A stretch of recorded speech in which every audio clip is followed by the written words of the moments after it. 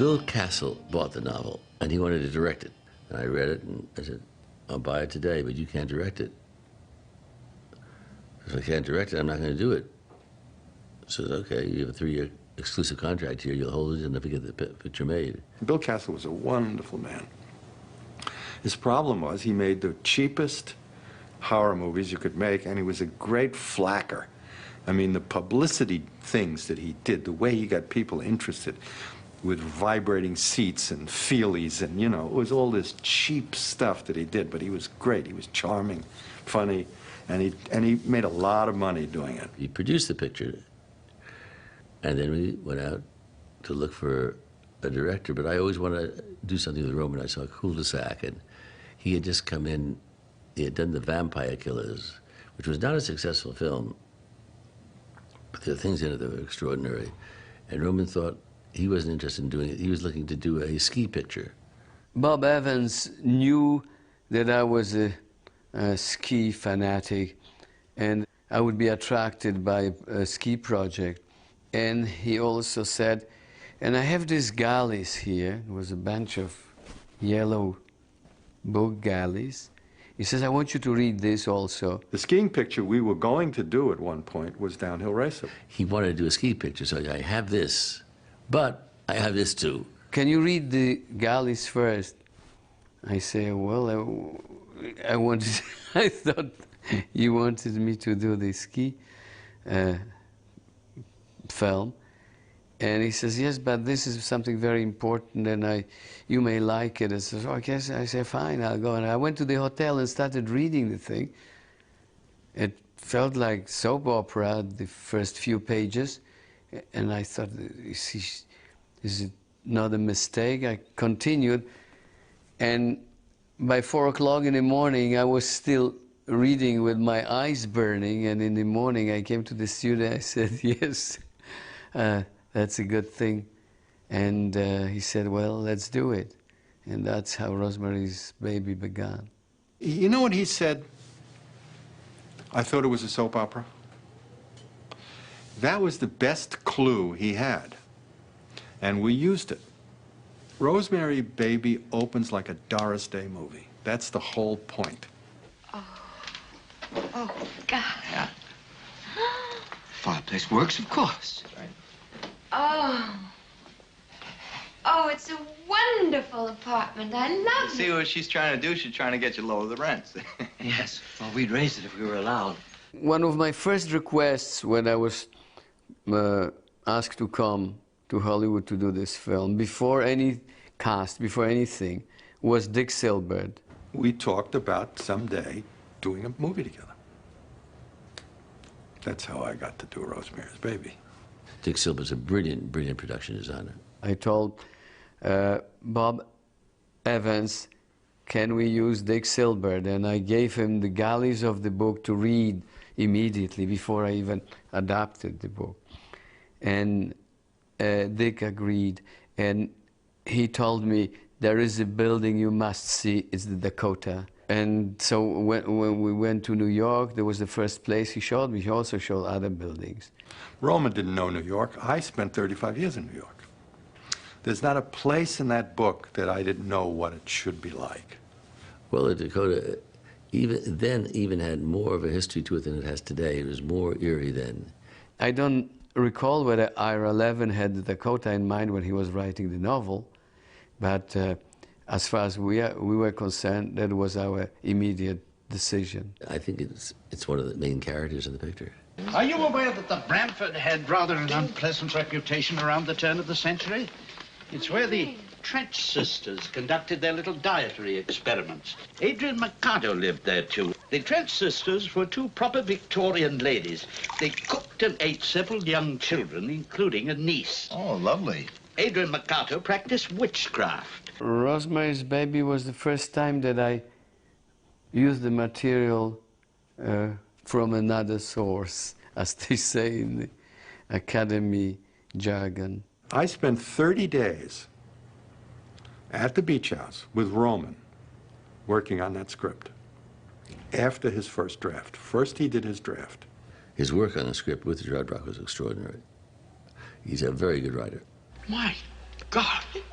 It's Vidal Sassoon. It's very in. What's wrong with you? Do I look that bad? Terrible. You're not on one of those Zen diets, are you? No. Then what is it? Have you seen a doctor? Hatch, I might as well tell you. I'm pregnant. I imagined Rosemary differently at the beginning. I imagined her more like she's in the book, healthy, milk-fed, all-American girl.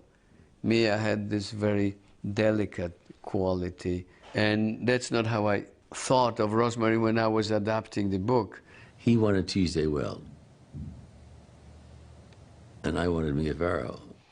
She was then popular in the television show. Mia Farrow at that time was on Peyton Place. Bob thought that she would be a good Rosemary. It was important for him to have some kind of a name, and Mia meant something to the American audience through the television. She was absolutely unknown in the rest of the world, particularly in Europe. Nobody knew who Mia Farrow was. But meeting Mia, I quickly realized that she would be very good for that part. I just saw Mia as that quality, that eerie quality about her. I didn't know her, I just had seen her, you know, and I think she was marvelous in it. Mia had something that was, we know in hindsight, was special. Just that little extra, and which I think is this tremendous vulnerability. I'm going to Dr. Hill Monday morning. Dr. Saperstein is either lying or he's, I don't know, out of his mind. Pain like this is a warning something's wrong. I said, we're going to have trouble with her. I know we are, Bob. If we go, there'll be some problem. He was right, there was problems. But not with her. It was her marriage with Frank, etc. But Frank Sinatra, you got married to and you were the wife. She wanted to leave to be with Frank. She was madly in love with Frank. And I took her in and showed her an hour of cut footage. I said, you're going to win the Academy Award on this. This is better than Audrey Hepburn in Wait Until Dark. This is extraordinary. Suddenly, she didn't want to get on a plane to leave. Rosemary, you got the best doctor in New York. You know who Dr. Hill is? He's a Charlie Nobody. That's who he is. Cassavetes was my idea. I was looking originally also for more of an old American boy. Our original choice was Robert Redford. Redford would have been perfect. I mean, what you wanted was a matinee idol. I remember that even Jack Nicholson was somehow considered. I didn't know him yet in those times. I think we just briefly met. So I knew John, and I thought he was a terrific actor. John did a wonderful job. I had done a picture with John just before, a few years before, called Edge of the City, Marty Ritt's first picture. So we knew each other very well. There is nothing more subjective that causes more arguments, healthy ones, than casting. It's every, you know, they say beauty is in the eyes of the beholder, so is casting. Hello, how are you? Fine. May I come in a minute? Yes, of course, please do. I just come over to thank you for saying those nice things to us the other night. Oh, no, please. Poor you don't have to. Terry. We thought maybe we failed her some way. Though her note made it crystal clear we had, and she'll never know how helpful it was in such a shock moment. So I do thank you. Roman does, too. Roman's my hubby. I just know that Ruth, whatever she does, if you saw Harold and Maude, how do you tell a story about an 18-year-old boy falling in love with an 80-year-old woman and get away with it? You can with Ruth Gordon. I knew Ruth because Garson Kanin, her husband, was a friend of mine, and I had done a pilot film for him in New York. Casting of Ruth Gordon in the picture was a part of the whole enterprise. I thought of all those secondary roles in the book in a certain way, and I thought that I would like to use all the Hollywood actors for this part. In order to explain what I really wanted to the casting director of the studio at that time, I drew all the characters. And I said that the physical aspect of each of those characters was more important to me than some kind of acting abilities. His vision of these characters was what started that, you know, what he wanted. And you'd have to be Roman to have made that choice. He's very good with actors. He's an actor himself. He's a good actor. Better director, but he's a good actor. All the directors that I've really liked, I like them all, but I'm ones that I've spent most of my time with, were actors. Lara Louise is this guy's wife, Rosemary. Hello, Rosemary. Welcome to the Bram. Lara Louise just met Guy. She wanted to meet you, too. Could we come in? Of course, please do. There you are. Go ahead. Patsy Kelly was also one of those actors who fit the description, or rather the drawings that I did for them. She was terrific, actually. She was fun to work with, too. It's interesting to put an actor in a part that you don't expect him to do. But it's more fun to use Patsy Kelly in a part like that than to have her play a comic book. You've seen it before.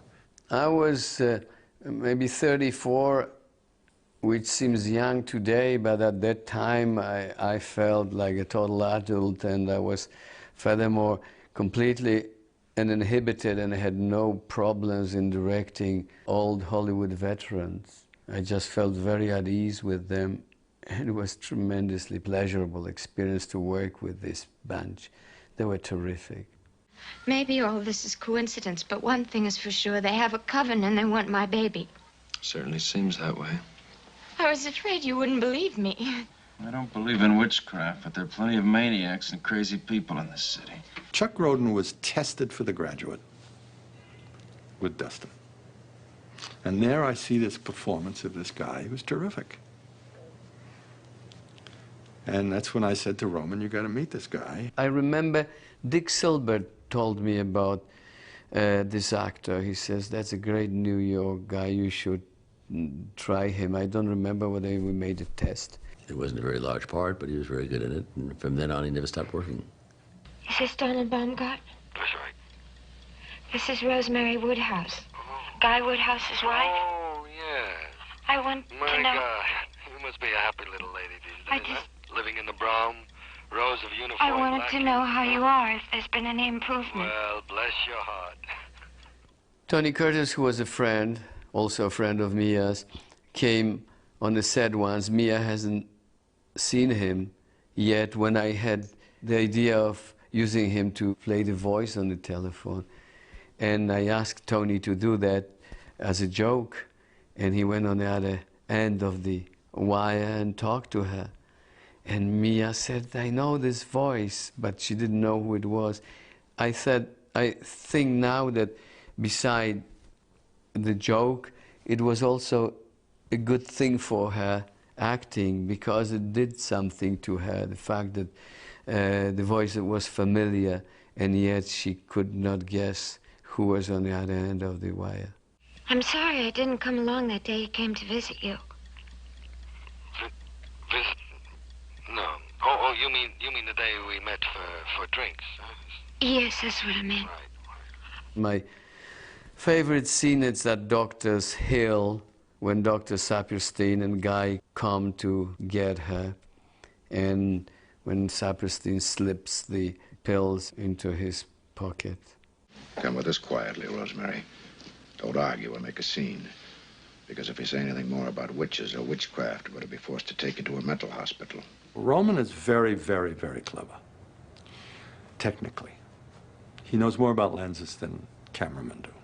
My favorite shot in the movie, for some reason, is when Rosemary is being put into the car and the driver turns and nods to her, and we see that he's one of the secondary witches of whom we could catch a glimpse during the New Year's party. Rosemary, I want you to be Dr. Shand. He used to be a famous dentist. He made the chain for your charm. Oh, how do you do? I gotta pick a favorite scene. I'd say it's the very last scene, because you see nothing and it's scary as hell. Well, I wanted the film to be ambiguous, particularly the ending. I wanted to be ambiguous. Yes, it was ambiguous, but it's scary too. What have you done to its eyes? He has his father's eyes.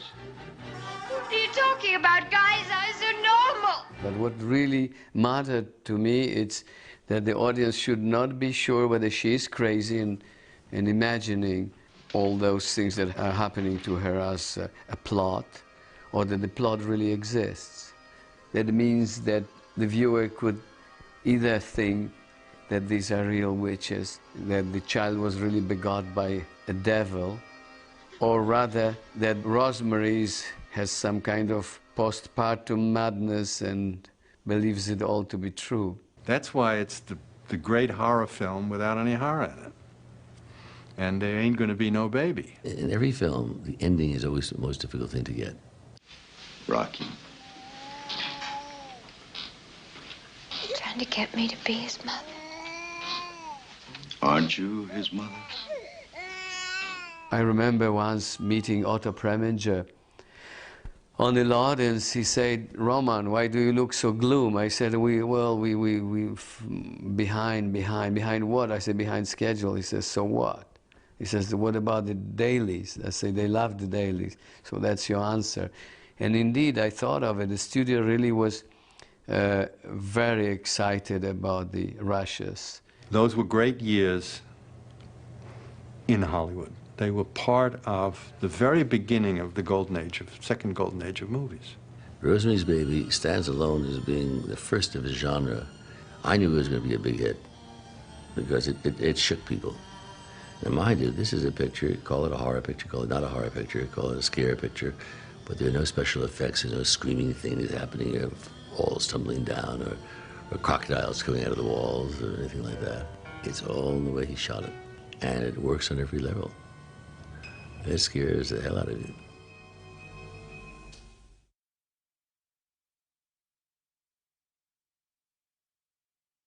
That I was a ski fanatic, and I would be attracted by a ski project. And he also said, and I have these galleys here. It was a bunch of yellow book galleys.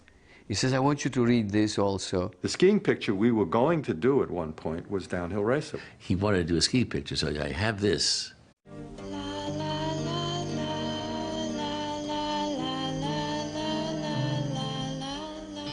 Bill Castle bought the novel, and he wanted to direct it.